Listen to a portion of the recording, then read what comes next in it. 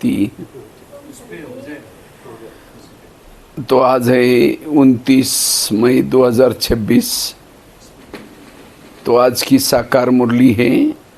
आज के महावाक्य है, मीठे बच्चे इस पुरानी दुनिया व देहदारियों से कभी भी दिल नहीं लगाना है।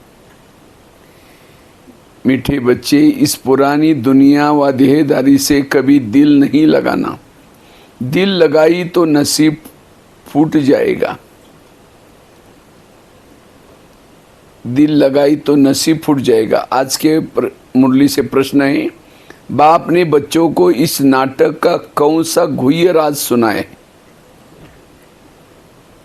बाप ने बच्चों को इस नाटक का कौन सा गुह्य राज सुनाया है? इसको मुरली से ढूंढेंगे कौन सा गुह्य राज बताए। तो इसीलिए एक एक लाइन ध्यान से सुनेंगे। गीत है, दिल का सहारा टूट न जाए। ओम शांति। सब सेंटर्स के बच्चों ने गीत सुना। तुम आज सुन रहे हो और बच्चे 2-4 दिन बाद सुनेंगे, क्योंकि मुरली उस समय पोस्ट से जाती थी। अगर पुरानी दुनिया पुराने शरीर से दिल लगाएंगे तो तकदीर फूट जाएगी, क्योंकि यह शरीर इस पुरानी दुनिया का है। तो अगर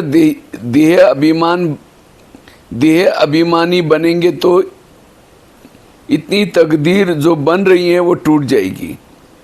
अब बदनसीब से तुम नसीबदार बन रहे हो, इसलिए जितना हो सके एक बाप को याद करो जो बेहद का वर्षा देते हैं।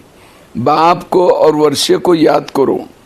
इस पुरानी दुनिया में बाकी थोड़ा समय है, इसमें तुमको पुरुषार्थ कर सर्वगुण संपन्न जरूर बनना है। बहुत है जो पवित्र रहते भी हैं, कई घड़ी घड़ी गिर पड़ते हैं। बाबा कहते हैं तुम्हें बाप के साथ सर्विस में साथी बनना चाहिए। बहुत बड़ी सर्विस है। कितनी सर्विस है? इतनी सारी दुनिया को पतित से पावन बनाना है। ऐसे भी नहीं कि सब बाप को मदद करेंगे। जितना कल्प पहले मदद की, ब्राह्मण कुलभूषण बीके बने, वही समझदार बनेंगे। प्रजापिता ब्रह्मा का नाम तो गाया हुआ है। ब्रह्मा के बच्चों को जरूर बीके ही कहेंगे। जरूर पास होकर के गए। आदि देव आदि देवी भी याद करते हैं। आदि देव आदि देवी को भी याद करते हैं। जो चीज होकर गई वह फिर से जरूर होनी है। ये जानते हो सतयुग होकर गया, उसमें आदि सनातन देवी देवताओं का राज्य था जो अभी नहीं है। देवी देवता जो पवित्र प्रवृत्ति मार्ग वाले राज्य करते थे, वह अभी 84 जन्म के अंत में है। और क्या करें? अभी क्या करें? पढ़ाई पढ़ रहे। राइट।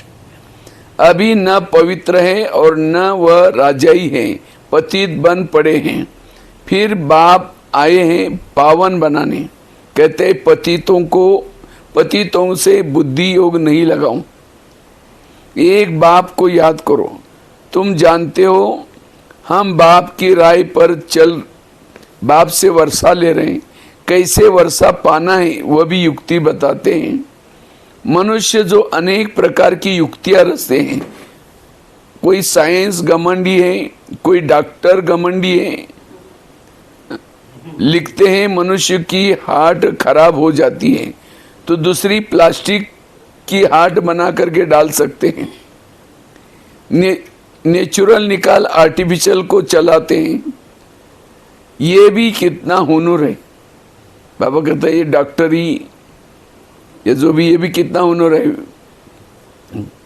ये हुआ अल्पकाल सुख के लिए। कल मर जाए तो शरीर ही खत्म हो जाएगा। प्राप्ति तो कुछ ही होती नहीं, अल्पकाल के लिए मिला।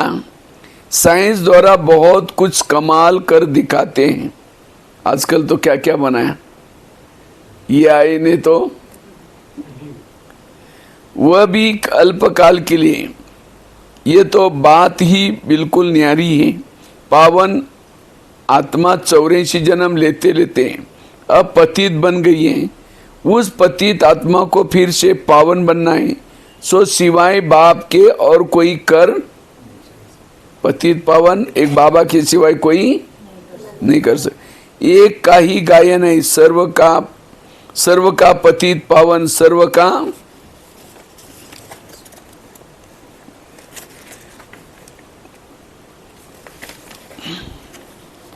सदगति दाता, सर्व पर दया दृष्टि रखने वाला सर्वोदया लीडर है ना।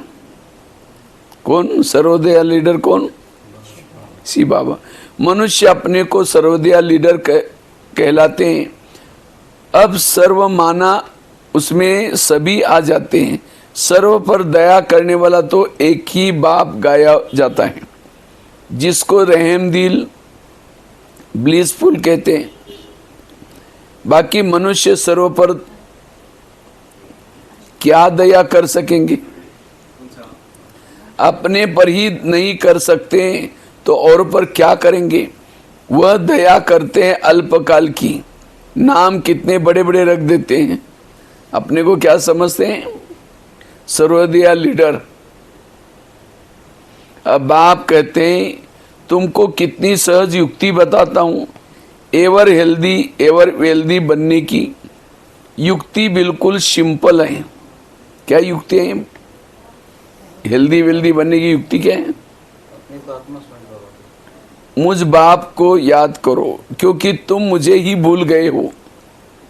सत्युग में तो तुम सुखी रहते हो, इसलिए मुझे याद नहीं करते हो। तुम्हारी 84 जन्म की हिस्ट्री ज्योग्राफी तुमको सुनाई है। तुम ऐसे राज्य करते थे, सदा सुखी थे, फिर दिन प्रतिदिन उतरते उतरते तमो प्रधान दुखी पतित बन गए हो। अभी बाप फिर से तुम बच्चों को कलब पहले मुआफिक वर्षा दे रहे हैं, जो कलब कलब आकर के वर्षा देते हैं। श्रीमत पर चलते हैं, श्रीमत से ही बाप दादा की मत है, श्रीमत ही बाप दादा की मत है। उनके सिवाय श्रीमत कहाँ से मिले? बाप कहते तुम विचार करो, ये हुनर कोई में है ही नहीं। किसको विश्व का मालिक बनाना, डॉक्टरी बनाने का और बहुत सारे हुनर है, लेकिन बाबा कहते पतित पावन बनाने का हुनर एक सी बाबा में। किसको विश्व का मालिक बनाना, ये हुनर बाबा का। उसकी युक्ति बाप ही बताते हैं। कहते हैं उसके सिवाय और कोई उपाय नहीं। पतित पावन बाप ही नॉलेज देते हैं ऊंच पद पाने के लिए।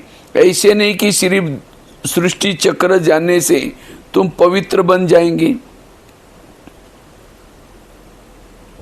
बाप कहते हैं मुझे याद करो, इस योग अग्नि से तुम्हारे पापों का घड़ा जो भरा हुआ है वो खत्म हो जाएगा।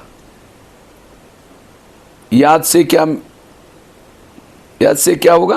योग अग्नि से हाँ, आपका घड़ा जो है वो समाप्त हो जाए। बाप कहते हैं तुम ही 84 जन्म लेते लेते बहुत पतित बने हो। आजकल जो फिर खुद को शिवम तत्वम कह देते हैं, या फिर कहते हैं तुम परमात्मा के रूप हो, आत्मा सो परमात्मा। अब बाप आए हैं, तुम जानते हो शिव बाबा की याद दिलानी पड़े।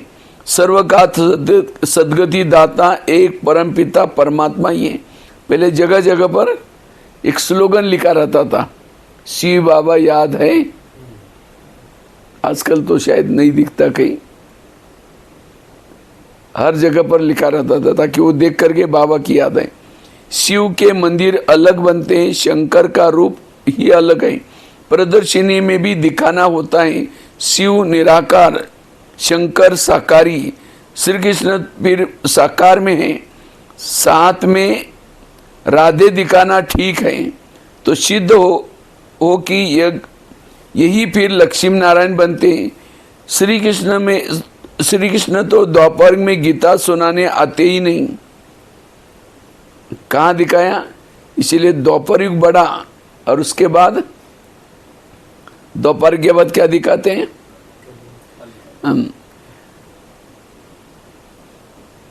पतित होते हैं कलयुग में, कलयुग अंत में, पावन होते हैं सतयुग में, तो जरूर संगम पर आएंगे। ये बाप ही जानते हैं, वही त्रिकालदर्शी हैं। श्री कृष्ण को त्रिकालदर्शी नहीं कहा जाता, वह थोड़े ही तीनों कालों का ज्ञान सुना सकते हैं। उनको सृष्टि के आदि मध्य अंत का ज्ञान ही नहीं। कहते हैं छोटा बच्चा है, देवी प्रिंस प्रिंसेस कॉलेज में पढ़ने जाते हैं। आगे यहाँ प्रिंस प्रिंसेस कॉलेज थे, अभी मिक्स हो गए। श्री कृष्ण प्रिंस था और प्रिंस प्रिंसेस होंगे, इकट्ठे पढ़ते होंगे। वहाँ तो है ही वॉइसलेस दुनिया, एक शिव बाबा ही सर्व का सदगति दाता है। मनुष्य सर्व के सदगति दाता हो नहीं सकता। बाप ही आकर के सर्व को मुक्ति, जीवन मुक्ति देते हैं। ये भी समझाया जाता है देवताओं के राज्य में और कोई धर्म नहीं था। जब सतयुग रहता था वहाँ कोई भी धर्म नहीं था। वह तो आए ही हैं आधे में, तो सतयुग में हो कैसे सकते हैं? मतलब धर्म बाकी कब आए? दोपहर के बाद आए। वह है ही हठ योग, निवृत्ति मार्ग, वह है राजयोग, तो समझ नहीं सकते। यह राजयोग है प्रवृत्ति मार्ग वालों के लिए। भारत पवित्र प्रवृत्ति मार्ग था, अब कलयुग में पतित प्रवृत्ति मार्ग वाले हो गए। भगवान वाच्य मामेकम याद करो। पुरानी दुनिया अथवा देह के संबंधों से दिल लगाएंगे तो तकदीर फूट जाएगी। बहुतों की तकदीर फूट जाती है। कोई अकर्तव्य किया होगा तो पिछाड़ी में वो सब सामने आ जाएगा, साक्षात्कार होगा। अगर ब्राह्मण बन करके, इतना ही नहीं, अगर मेरे कारण कोई बीके ज्ञान से छोड़ देगा, इसको कहते हैं ब्रह्म हत्या। कहते ना, कोई ऋषि तपस्या कर रहा था, किसी ने उसके ऊपर ब्रह्म हत्या का पाप था। मेरे स्वभाव के कारण, मेरे संस्कार के कारण कोई डिस्टर्ब होकर के यहाँ आएगा नहीं, तो किसके ऊपर पाप चढ़ता है? इसीलिए बाबा कहते बहुत सावधानी से, हाँ वो अपने आप खुद जाए, खुद ये हो जाए, कोई बात नहीं। इसीलिए बाबा ने कई ऐसे कायदे कानून में, यहाँ हम आते हैं, यहाँ कोई भी लौकिक व्यवहार, ये तो कई हमारा एकदम बीके फ्रेंडशिप हो जाते हैं, फिर पैसे का व्यवहार करेंगे, ये करेंगे। अब उसके पास अगर फिर पैसा नहीं होगा तो क्या करेगा? फिर क्लास में आना, नहीं तो आप मांगेंगे, तो क्लास में आना क्या करता है? वो बंद करता है। फिर बहन जी को कंप्लेन करेंगे, बहन जी देखो ये ज्ञान में चलता है, तो भी क्या कर रहा है? वो पैसा मेरा लिया। भाई बहन जी को उस समय पूछा क्या? उस समय तो दे दिया, और फिर बाद में किसको बोल पूछ रहे हैं? ये छोटे छोटे कायदे कानून बने ब्राह्मणों के, लेकिन हम क्या करते हैं? इसलिए हम आते हैं केवल ज्ञान योग करने के लिए। बाकी कोई भी हमारा बिजनेस, कोई ये, इसके लिए हम यहाँ नहीं, तो इससे भी हमारा विकर्म बन जाता है। कई बच्चे छिपाते बहुत हैं। इस जन्म में किए पाप कर्म बाप को सुनाने से आधा सजा छूट जाएगी। देखो ये 3 प्रकार के, मैं तो मुरली के बीच में थोड़ा बोल रहा हूँ, ये पॉइंट आया इसलिए। एक होता है 63 जन्मों के विकर्म, दूसरे होते हैं इस जन्म में मतलब ज्ञान में आने तक के विकर्म, और तीसरा होता है ज्ञान में चलने के बाद के विकर्म। 63 जन्मों के विकर्म हमें योग से चुक्त करने। इस जन्म में जो हमने किया है ज्ञान में पहले, वो बाबा को सुनाने से कम हो जाता है। सुनाना है, बाबा मैंने ऐसा ऐसा किया, बाबा ये किया। आप कभी लिख करके मधुबन में जाते हैं, सारी हमने जो जो कुछ किया है उसको लिख करके वहाँ छोड़ दो, हो सकता है उसमें से कम हो जाएगा। लेकिन बाबा का बनने के बाद जो करते हैं उसको ना योग से चुक्त होता है, ना सुनाने से चुक्त होता है, उसकी सजा फिक्स है, मिलती है। इसलिए बीके बनने के बाद हमें कोशिश करके कोई भी गलत कर्म नहीं करना है। कई बच्चे छिपाते बहुत हैं इस जन्म में किए हुए पाप कर्म। पहले जो क्लासेस मधुबन में चलते थे, ऐसे नहीं कि कोई भी टॉपिक में क्लासेस चलते थे। जब हम शुरू में गए थे, दादियाँ क्या करती थी, जो आते थे उनसे पहले तो मिलती थी सारी दादियाँ। जो पहले दिन आए थे, बोले देखो आप लोगों ने बाबा को पहचान लिया, आप लोग कितने अच्छे, बहुत स्नेह प्यार करके फिर कहते थे अभी आप लोग जो भी कुछ गलत किया है सब लिख करके दो इस जन्म। तो सभी भावना में आकर के सारा लिख देते थे। फिर दादियाँ वो चिट्ठियाँ क्या करती थी, पढ़ती थी, और पढ़ने के बाद ग्रुप बनाती थी। कोई काम विकार वाले संस्कार के वश हो आई, कोई क्रोध किया हुआ है, कोई क्या क्या किया है, फिर उनके ग्रुप बना करके उस प्रमाण क्लासेस देते थे। जैसी बीमारी वैसी, अभी तो सबको एक जैसी दवाई मिलती है, भले बीमारी हो या ना हो। ये एक क्लासेस करने का सिस्टम। नहीं तो फिर अगर उसकी दवाई नहीं मिले तो संस्कार तो ऐसे ही रहेंगे।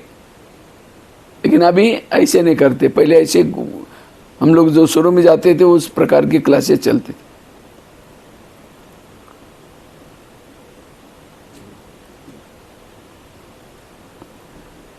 परंतु लज्जा के मारे सुनाते नहीं। गंदे काम तो बहुत करते हैं, बुद्धि में याद तो रहता है, बताने से छूट जाएंगे। ये जन्म का तो कभी भूला नहीं। अभी 8-9 साल से जो हमने किया है अभी भी याद है। तो बाबा कहते हैं छिपाओ न इसको, बाबा को सुनाऊं। गंदे काम तो बहुत करते हैं, बुद्धि में आता तो रहता है, बताने से छूट जाएंगे। ये अविनाशी सर्जन है। बीमारी लज्जा के कारण सर्जन को नहीं बताएंगे तो छूटेगी कैसे। कोई भी विकर्म किए हैं तो बताने से आधा माप हो जाएगा, न बताने से वह वृद्धि होती जाएगी, जास्ती फंसते जाएंगे, फिर तकदीर खत्म हो, बदकिस्मती आ जाएगी। बाप कहते देह से भी संबंध न रखो, हमेशा मामेकम याद करते रहो, फिर गंदा कोई काम नहीं होगा। ये धर्मराज भी है, उनसे छिपाते रहेंगे तो फिर तुम्हारे जैसा सजा और कोई छिपाते रहेंगे तो फिर तुम्हारे जैसी सजा कोई को नहीं मिलेगी। जितना समय नजदीक होगा उतना सबको साक्षात्कार होता जाएगा। अभी सबकी कयामत का समय है, सब पतित हैं, पापों का दंड जरूर मिलता है। जैसे 1 सेकंड में जीवन मुक्ति मिलती है, वैसे 1 सेकंड में सजाओं की भासना ऐसी आती है जैसे बहुत समय से सजा खाता ही रहता हूँ। ये बहुत बड़ी सूक्ष्म मशीनरी है। सबके कयामत का समय है, सजा भोगनी तो जरूर है। फिर सब आत्माएं पवित्र होकर के जाती हैं। सजा केवल 108 आत्माओं को नहीं मिलती, बाकी सबको सजाएं मिलती। बाप ही आकर के पतित आत्माओं को पावन बनाते हैं। बाप के सिवाय और कोई की ताकत नहीं। 63 जन्म पाप करते करते अभी तुम्हारे पापों का घड़ा आकर के भरा है। माया का ग्रहण सबको लगा हुआ है। बड़ा ग्रहण तुम पर लगा है। सर्वगुण संपन्न तुम थे, फिर ग्रहण तुम पर लगा। ज्ञान भी अभी तुम बच्चों को मिला है। बाप बताते तुम भारत के मालिक थे, फिर 84 जन्म तुमने भोगे। कैसा सीधा बताते हैं, फिर तुम बरोबर देवी देवता धर्म वाले थे, फिर पतित होने के कारण हिंदू कहला दिया है। हिंदू धर्म तो कोई ने स्थापन नहीं किया। मत पंथ को डिनाइस्टी नहीं कहेंगे। डिनाइस्टी राजाओं की होती है। Lakshmi Narayan the first, second, third ऐसी राजाएं चलती हैं। ये भी जरूर है, पावन से पतित बनना ही है। पतित होने के कारण देवी देवता कहला नहीं सकते। तुम समझते हो हम पूज्य आदि सनातन देवी देवता धर्म के थे, अपने धर्म के चित्रों को ही पूजते हैं। फिर यह भूल गए कि हम ही देवी देवता थे, अब पुजारी बने हैं। अभी तुम समझते हो बाप ने वर्षा दिया था, फिर पतित बने तो अपने ही चित्रों को बैठ पूजा, अपने ही चित्रों की पूजा बैठ करके आप ही पूज्य आप ही पुजारी, ये सिवाय भारत के और कोई को नहीं कहेंगे। भारतवासी को ही आप ही पूजा। और यहाँ से जितना भी विदेश में भी भाई बहने जो क्लासेस जाते हैं सारे भारत से गए। वहाँ विदेश वाले बहुत आटे में नमक जितने लोग हैं। मुझे लगता है अपने पूरा भारत का एक स्टेट और विदेश के सारे बिके उतने ही होंगे, और उसमें से भी आधे से ज़्यादा है यहाँ से वहाँ जाकर के सर्विस में गए, वही नहीं ज़्यादा निकले। बाबा भी भारत में ही आकर के ज्ञान देते हैं, फिर देवता बनाने के लिए बाकी सब हिसाब किताब चुकतो कर वापिस चले जाएंगे। आत्माएं सब बाप को पुकारती रहती है, वो गॉड फादर। ये भी समझने की बात है। इस समय तुमको कितने बाप हैं? 3, एक शिव बाबा, दूसरा लौकिक बाप और यह अलौकिक प्रजापिता ब्रह्मा। बाकी सबको 2 बाप है, लौकिक और पारलौकिक। मना ब्रह्मा कुमार जो नहीं है उनको केवल 2 ही बाप है। सतयुग में सिर्फ एक ही लौकिक बाप होता है। सतयुग में कितना बाप? केवल एक ही, क्योंकि वहां ना पूजा ना शिव बाबा का ज्ञान कुछ नहीं। पारलौकिक बाप को जानते ही नहीं, वहां तो है ही सुख। फिर पारलौकिक बाप को याद क्यों करें? दुख में स्मरण।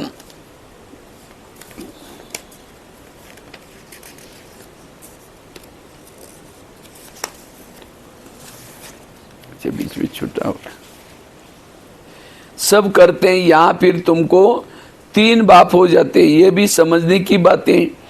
यहाँ आत्मा अभिमानी रहते हैं, फिर देह अभिमान में आ जाते हैं। यहाँ तुम आत्मा अभिमानी भी हो तो परमात्मा अभिमानी भी हो। शुद्ध अभिमान है कि हम बाप के सब बच्चे हैं, उनसे वर्षा ले रहे हैं। ये बाप शिक्षक सदगुरु हैं, ये उनकी महिमा भी समझानी पड़े। वही आकर के सब बच्चों को वर्षा देते हैं। सतयुग में तुमको था, सतयुग में तुमको था, फिर 84 जन्म ले गवाया। अब यह समझाना कितना सहज है। बाप को कहा जाता है पतित पावन, सर्वगत का सदगति दाता। ये दुनिया ही पतितों की है, कोई सदगति दे कैसे सकते हैं? बाकी कोई बहुत शास्त्र पढ़े हुए हैं तो अंतमति सो गति हो जाती है, फिर छोटेपन में ही कंठ हो जाता है।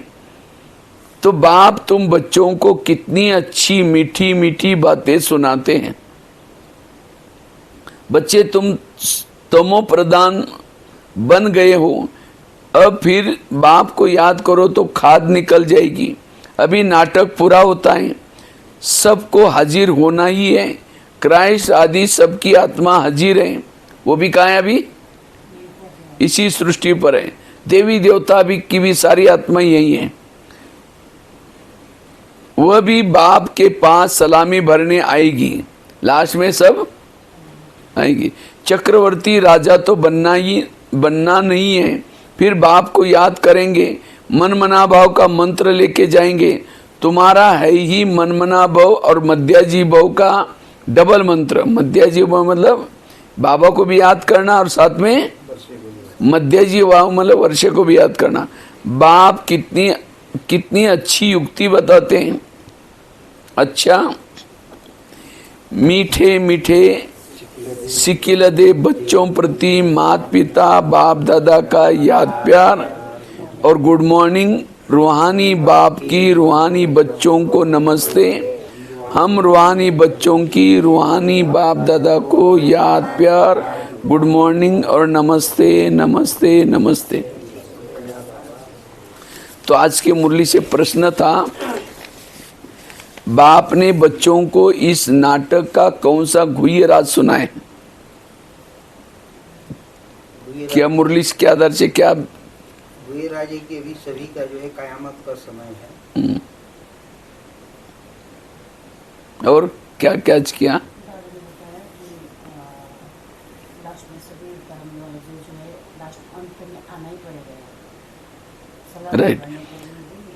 राइट है।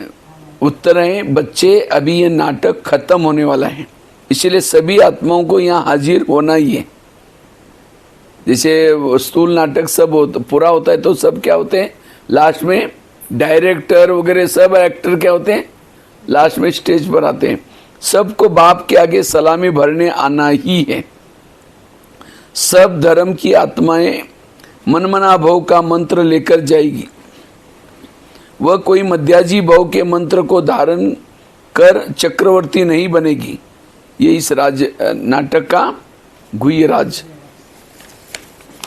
तो आज की मुरली से धारणा के लिए मुख्य सार, इस महिलाएं इस पुरानी दुनिया में रहते पुरुषार्थ कर सर्वगुण संपन्न जरूर बनना है।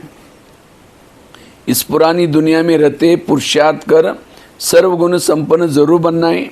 इस पुराने शरीर व पुरानी दुनिया से दिल नहीं लगानी है, नसीबदार बनना है। इस पुरानी शरीर व पुरानी दुनिया से दिल नहीं लगाना है, नसीबदार बनना है। दूसरा है आत्म अभिमानी और परमात्मा अभिमानी रहना है। इस कयामत के समय में बाप से कुछ भी छिपाना नहीं है। अविनाशी सर्जन से राय लेते रहना है।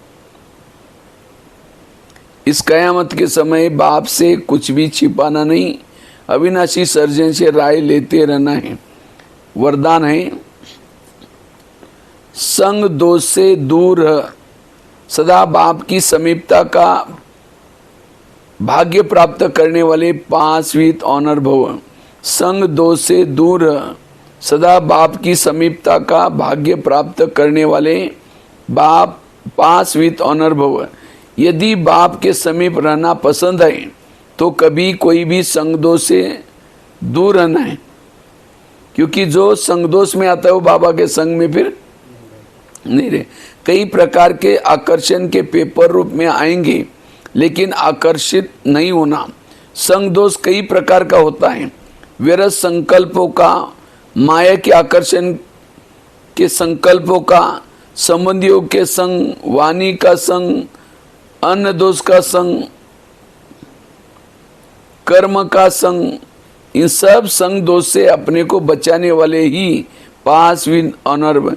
तो कौन सा बताया? एक तो व्यर्थ संकल्पों व माया के आकर्षण के संकल्पों का संग, संबंधियों का संग। कोई को क्या होता है, अपने संबंधी आकर्षित करते हैं बार बार। सबको कहेंगे हमारे संबंध बहुत अच्छे हैं हमारे, और वैसे तो जाते आते नहीं है, लेकिन क्या करेंगे, हमेशा बोलते रहते। ये भी क्या है?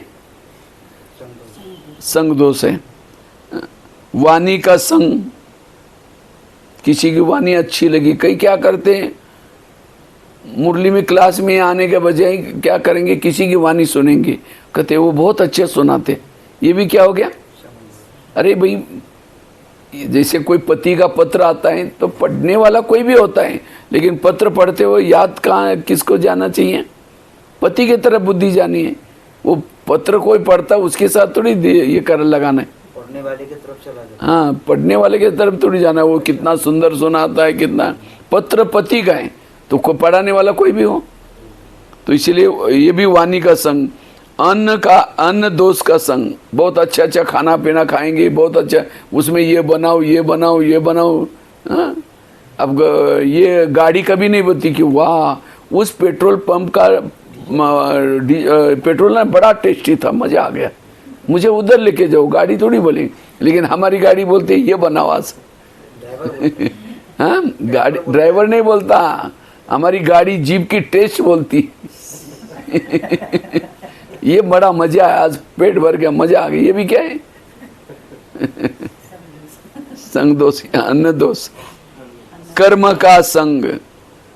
इन सब संग दोषों से अपने को बचाने वाले ही 5 विथ ऑनर बनते हैं। आज का स्लोगन है, मुरली का महावाक्य बॉम्ब, बीच की तलवारें हैं, बीच की पॉइंट्स। वरदान है हमारा सेफ्टी का कवच। और स्लोगन मतलब इसमें से कोई भूल गया तो स्लोगन मतलब छोटी सी गन, टक टक टक स्लोगन है। चलो स्लोगन क्योंकि हमारा युद्ध है ना, युद्ध में है मैं। तो ये पूरा मिलिट्री सिस्टम बना हुआ है। जैसे मिलिट्री का हेडक्वार्टर कहाँ है? दिल्ली में। तो हमारा हेडक्वार्टर कहाँ है? माउंट आबू में। वो जैसे वो हथियार किस में आते हैं? ट्रक से आते हैं, और अलग अलग जोन बने होते हैं, कैप्टन बने होते हैं। तो यहाँ भी आप सभी सोल्जर्स हैं, प्रैक्टिकल में फील्ड में जाने वाले। जैसे वो सोल्जर्स होते हैं, कैप्टन होता है, जो हथियार आते हैं, जगह जगह पर कैंप लगे हुए हैं। तो आपका कैंप यहाँ लगा हुआ है, आपको यहाँ इसी एरिया में जो माया है उसको मारने का आपका काम है। लेकिन सोल्जर एक दिन कैंप में आया ही नहीं हथियार लेने के लिए, तो दुश्मन कहेगा अच्छा इसके पास कुछ नहीं, आज उसको भून लूँगा। तो इसलिए मैं रोज़ यहाँ, हमारे कैप्टन में वो बहन जी बैठी है जो हथियार बांटने का काम करते लेकिन देखो कई मेरे को आकर के कहते भाई जी आप तो कितने भागे चले, आप मधुबन में रहते। मैं कहता हूँ मेरे से भी भागे तुम लोग हैं, भागे चले। क्यों? अब समझो पाकिस्तान के बॉर्डर पर रहने वाला कोई मर गया तो उसको क्या मिलता है? परमवीर चक्र। अब दिल्ली में हेडक्वार्टर का कोई मरा तो उसको कुछ लेना देना ही नहीं, कुछ नहीं मिलेगा। इसी तरह आप लोगों को जो ये बाबा ने हनुमान को लंका में भेजा था, क्यों भेजा था? उसको पता है कि मार करके लंका को जला करके सीता को वापिस लेके आएगा। मना राम का विश्वास था, बाकी बंदरों को नहीं भेजा, उनको पता है कि मार खा के वापिस आएगा। इसी तरह आपको यहाँ बॉर्डर पर क्यों भेजा है? बाबा जानता है गृहस्थी में रह करके कई को संदेश सुना करके ये सही सलामत में, लेकिन हमारा तो विश्वास ही नहीं, हम तो कमज़ोर समझते अपने आप को। अगर कमज़ोर होते तो बॉर्डर पर क्यों रखते वह? इसीलिए अपने को कभी कमज़ोर, और किसी लिए मधुबन से इसीलिए आए लंका को जलाने के लिए, लंका में सीता को संदेश, यहाँ कोई बिजनेस करने के लिए, 2-4 मंजिल बनाने के लिए नहीं आए। किसी लिए आए? जिसके लिए आए वो याद रहे कि मैं हनुमान सीताओं को ढूंढने के लिए जा रहा हूँ, मैं हनुमान जा रहा हूँ। तो आप जो सीताएं होंगे तो आपका चाल चलन से आपको पहचान लेगी, हाँ यही मेरा उद्धार करने वाले। इसी नशे में चलना है सदा, और सदा ये गृहस्थी में नहीं हूँ, इनके घर में हम रहते हैं इसीलिए इनका खाना बना, बाकी इनका मेरा कोई संबंध, मैं गुप्त रूप में इनके घर में रहता हूँ इसीलिए इनका संबंध है, बाकी मेरा कोई लेना देना ट्रस्ट। तो इस तरह से तो आज का स्लोगन है, आप फरिश्ता बनो तो परिस्थितियों में बाप स्वयं आपकी छत्र छाया बन जाएंगे। आप फरिश्ता बनो तो परिस्थितियों में बाप स्वयं आपकी छत्र छाया बन जाएंगे। तो ये आज के है स्लोगन। अव्यक्त इशारा, सदा अचल अडोल एकरस स्थिति का अनुभव करो। सदा एकरस अचल अडोल बनने और बनाने की विशेष शक्ति यह ड्रामा की पॉइंट है। ड्रामा हमारी माँ है। हमारी माँ कितने हैं? 4 है, ब्रह्मा, मम्मा, लौकिक माँ और चौथा ड्रामा। और माँ तो माँ होती है, माँ कभी भी बच्चे का बुरा, बच्चा बीमार है तो माँ क्या करते है? उसको दवाई पिलाते। दवाई कड़वी है, बच्चा नहीं पीता, बार बार मुंह से निकलता है, माँ उसका हाथ पकड़ करके जोर से चम्मच टूसेगी, तंग नहीं कर, उसका प्यार है। इसी तरह ड्रामा की कोई सीन हमें अच्छी नहीं लगती तो भी बाबा उसको क्या करता है? रिपीट करता है। क्यों? उस ड्रामा के पीछे कुछ कल्याण है। इसीलिए ड्रामा की हर बात को क्या करो? स्वीकार करो। जो ड्रामा को स्वीकार करता है उसको व्यर्थों से मुक्त बन जाता है। तो सभी को अपना अपना ड्रामा पसंद आया? हाँ, ये कई कहते क्या बाबा मेरा ड्रामा बनाया, पति भी ठीक नहीं, पड़ोसी भी झगड़ा करते, मेरा ड्रामा थोड़ा बदल दो। बदलना है ड्रामा? हाँ, क्योंकि अभी मैं जाने वाला हूँ, आज मैं जाऊंगा, कहूँगा बाबा कमरे में जाते हुए ये समाचार बाबा को दूंगा, बाबा मंगन में गया था, कुछ भाई बहनों ने कहा कि मेरा ड्रामा बदल दो। तो हम एक्टर है, बाबा डायरेक्टर, बदल भी सकता है, लेकिन ड्रामा बदल देंगे तो ये जो ड्रामा बनाए बाबा मिला वो भी बदल जाएगा। इसलिए ड्रामा को पसंद करो। मुझे लगता है लास्ट में जो बाबा की मुरली चली 16-17 क्या चली? वाह ड्रामा वाह, वाह बाबा वाह, बाप के दिल में बच्चे, बच्चों के दिल में। 2 साल एक मुरली में 50-60 बार ये पॉइंट आती थी। क्यों? सारे ब्रह्मा कुमारी के ज्ञान का सारा वाह वाह। कोई गाली भी दे क्या बोलेंगे? आवाज ही नहीं निकला। वाह ड्रामा। कोई झगड़ा करे क्या बोलेंगे? कोई माता जी का पति शराब पी करके पिटाई करे क्या बोल रहे? कही कि भाई जी पति शराब पी करके पिटाई करे तो वाह कैसे?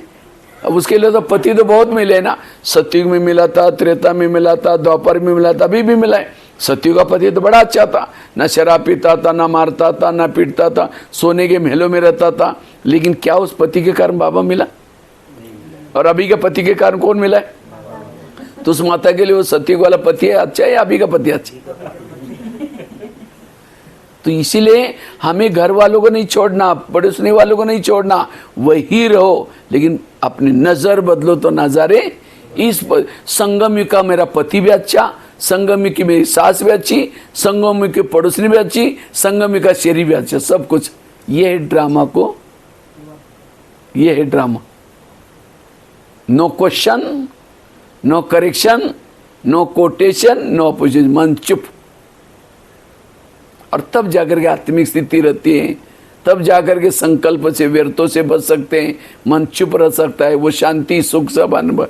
इसीलिए हमें ड्रामा को पसंद करना, ये ड्रामा। और माँ तो माँ होती है, माँ कभी भी बच्चे का बुरा नहीं करते। सतयुग का पति तो कहाँ रहता था? दिल्ली में, कुंज गली में। और ये संगम का कहाँ रहता है? मंगन में। तो मंगन वाला अच्छा है या सतयुग वाला अच्छा है? दिल्ली वाला अच्छा है? हाँ, इसलिए ऐसे ऐसे हम ड्रामा के डीप में जाओ बड़ा। और इस पति के कारण सहयोग दिया, इसीलिए देखो हम लोग यहाँ आते हैं, छुट्टी देते हैं, इसीलिए आते हैं। और ये संगम युग में, सतयुग में भी शरीर मिला था, कंचन का आया था, लेकिन उस आंखों से बाबा को देखा है? सतयुग की आंखों से उस शरीर के ऊपर बाबा की नजरें पड़ी थी। उस शरीर के द्वारा ईश्वरीय सेवा किया था, कर्मना सेवा। उस शरीर के अंदर, दिल के अंदर बाबा बाबा धड़कने रहती थी। वो शरीर क्या काम का? अभी जो मूर्तियां बनती हैं वो सतयुग वाले शरीर की नहीं बनती, संगम युग की शरीर की मूर्तियां बनती। इसी का शास्त्रों में गायन है। तो ये शरीर कितना वैल्यूबल। इसीलिए बाबा कहते बच्चे इसका बहुत संभाल रखना है, इसे तंग नहीं होना है। यह है ड्रामा। और संगम युग में महान भाग्यशाली ड्रामा में वो हैं जिनके जीवन में समस्या ज्यादा, परिस्थितियां ज्यादा। वो कैसे हैं? भाग्यशाली। कुंती के सामने कृष्ण जाता है, कुंती को पूछता है तुमको क्या वरदान चाहिए? सोना चांदी जो भी मांगो। कहते मुझे सोना चांदी नहीं चाहिए, मुझे जीवन में समस्या चाहिए। तो कृष्ण कहते हैं तुम क्या मांग रहे? तथास्तु, तुम्हारी जो भी इच्छा पूर्ण हो जाए। फिर कहा कि समस्या क्यों मांगी? कहते समस्या होगी, आप सदा मेरे साथ में रहेंगे, और आप मेरे साथ में रहेंगे, यही मेरा सौभाग्य। तो जिसके जीवन में समस्या, प्रॉब्लम, कौन याद आएगा? बाबा याद आएगा। और जितना बाबा याद आएगा उसका पद ऊंचा है। इसलिए बाबा बांधेली माताओं को ज्यादा याद करता है। बांधेली माताओं का पद ऊंचा है। क्यों? जब पति तंग करता है, परेशान करता है, कौन याद आता है? बाबा याद आता है। और इसलिए पद ऊंचे है। और जिन माताओं को पति तंग नहीं करता, बड़ा प्यार करता है, उनका योग किसे लगा है? पति से। और जिसका योग पति से, उसका पद कुछ भी नहीं होगा। तो पति तंग करने वाला चाहिए, प्यार करने वाला चाहिए। हाँ, इसीलिए परिस्थिति से कभी भी हमें घबराना नहीं। जो परिस्थिति के पेपर जितना पास करेगा, हाँ, जिससे कोई छोटा बच्चा मम्मी को कहता है मम्मी टीचर मुझे मारता, मुझे स्कूल में नहीं जाना। अगर मम्मी रहम करेगी, ठीक है बेटा छोड़ दो, तो पेपर ही नहीं दिया तो बच्चा नौकरी, जितना पेपर देंगे उतना क्या हो जाएगा, नौकरी भी। इसीलिए हमें ड्रामा को क्या करना है, और तब हमारी अवस्था एक रस रहती है। तो ये ड्रामा की पॉइंट है। इसे शक्ति के रूप में धारण करने वाला कभी हार नहीं खा सकता। लेकिन पहले ड्रामा की बिंदी लगा करके व्यर्थ संकल्पों को शुद्ध संकल्प में परिवर्तन करो। फिर माया के आने वाले अनेक प्रकार के विघ्नों को ईश्वरीय लगन के आधार से समाप्त करो। तब अवस्था कैसी रहेगी? एक रस, अचल और अडोल। तो ड्रामा। तो आज की मुरली से मुख्य महावाक्य था, मीठे बच्चे इस पुरानी दुनिया व देहदारी से कभी दिल नहीं लगाना, दिल लगाई तो नसीब फूट जाएगा। ओम शांति।